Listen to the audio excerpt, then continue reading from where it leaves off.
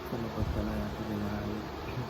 Welcome to our friend of daily devotion of Alexander Thomas from Batch 3. At ang topic kong tatalakay natin ngayon ay ano ang sinasabi ng Quran tungkol sa Bible. Ay po ang ating pag-aaral tungkol sa Psalm chapter 19 verse 17 at sa natin ang ating puso sa mga salita ng Diyos. Sinasabi dito na, may the favor of the Lord our God rest on us, establish the work of our hands for us. He has established the work of our hands. At sa Tagalog, Panginoon namin Diyos, kami sana ay pagpalain, magtagumpay na kami sa anumang aming gawin, magtagumpay na wakan. Teaching number 1, the Bible is preserved by God to guide us. Ang salita ng Diyos ay hindi basta-basta lamang mga kasulatan. Ito ay iningatan at pinangangalagaan ng Diyos mula panahon una hanggang sa kasalukuyan upang hindi mapalitan, masira o mawala sa katotohanan nito. Sa itong malinaw na patunay na gawin ang Diyos para dito.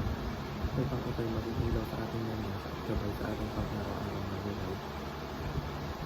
Teaching number 2, the Bible cannot mislead us in faith and practice. Hindi tulad ng payo ng mundo na pabago-bago at minsan ay taliwas sa katotohanan. Ang Biblia ay palaging tapat at matilig.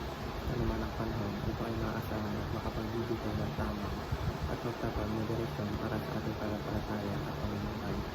Ito ang ating ligtas na gabay na hindi nagkakamali. Teaching number 3, the Bible is trustworthy and it will lead us to God. Ang mga salita ng Diyos ay totoo at buhay. Kung susundin natin ito at pagtitiwalaan, pagdating tayo nito sa mas maraming na pagkakilan na at relasyon sa Diyos. Ang kanyang mga pangako ay totoo at ang pagsunod dito ay nagdadala sa atin sa kanyang biyaya at pagkakalan. Application number 1, obey the principles of the Bible. Ang wastong tulong sa katotohanan ang Biblia ay totoo at pagkakatiwalaan na ipagsunod dito. Hindi lamang ito dapat basahin, kundi sa Biblia. Sa pamamagitan ng pagpapakita ng katotohanan, pagbuti at pananampalataya sa ating mga salita. Application number 2, trust that the Bible guides us to God. Sa gitna ng mga tanong at pag-aalinlangan sa mundo, dapat tayong pumapit sa salita ng Diyos. Paalala sa sarili na ito ang ating natilo na pundasyon at hindi tayo papababayain.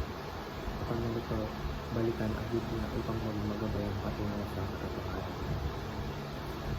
Application number 3, enjoy the favor and blessings of God. Ang pagsunod at pagtitiwala sa Biblia ay hindi lamang tungkulin. Ito rin ay daan sa buhay na pinagpala.